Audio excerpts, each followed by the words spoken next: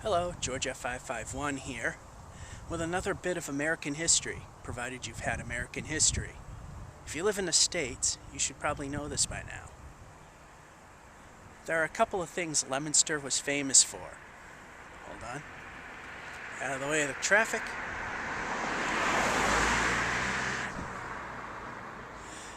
One would be the plastics industry, but during the pioneer times, during the 1790s and the aughts of the 1800s, there was one famous person known as Johnny Appleseed, and he went trekking the country, planting apple seeds, growing trees, orchards, and what have not.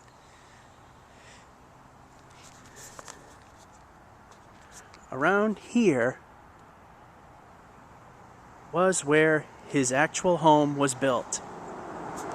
Let's take a look at this.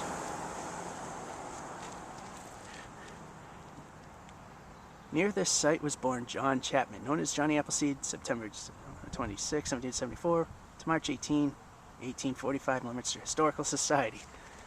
Presented in 63. This is a lot better than the last time I've seen it when I was a kid. It's just this, and there was a chain link fence going around the stone. And that was it. They've really made this look nice now. And if we go over here, apparently this was what the house might have looked like. Obviously a lot smaller than what was supposedly here.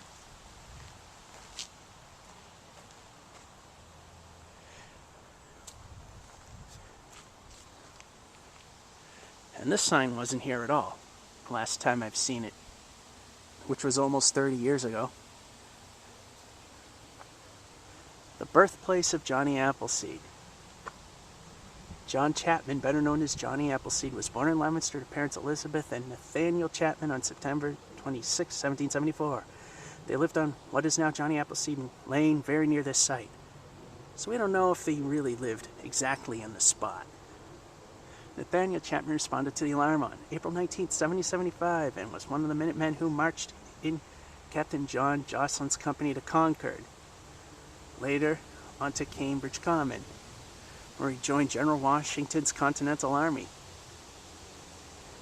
John's mother Elizabeth succumbed to tuberculosis before he was 2 years old.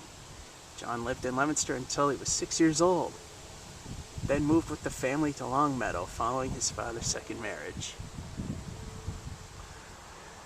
Johnny began his western pilgrimage about 1797. Appleseed has been depicted as somewhat deranged character wearing a tin pot for a hat, who spread apple seeds in Ohio and Indiana. He did it here too.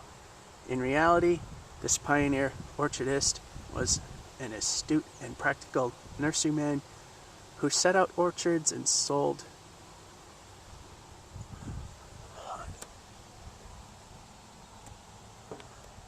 or gave trees to pioneers. Sorry, the smudge here is kind of made it hard to read that. He was accepted by white men as an eccentric, and by the Indians as a medicine man because he grew and distributed herbs to them, herbs that still grow wild near his old nurseries. A deeply religious follower of Emanuel Swedenborg, he became a self-appointed missionary, sharing his religious tracts and Bible with settlers who listened in awe to his interpretations. During the War of 1812, he saved countless lives by being a peacemaker between the Indians and the settlers.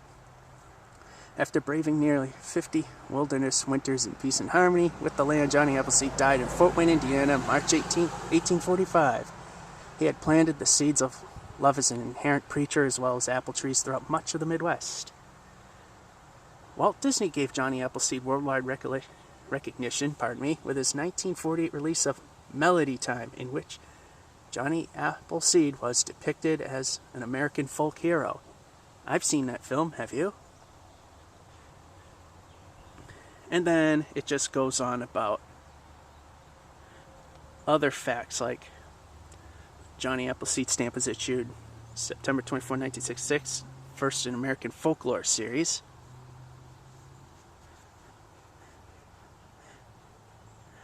And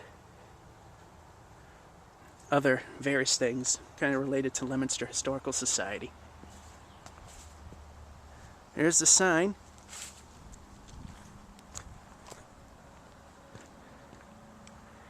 There again is the house.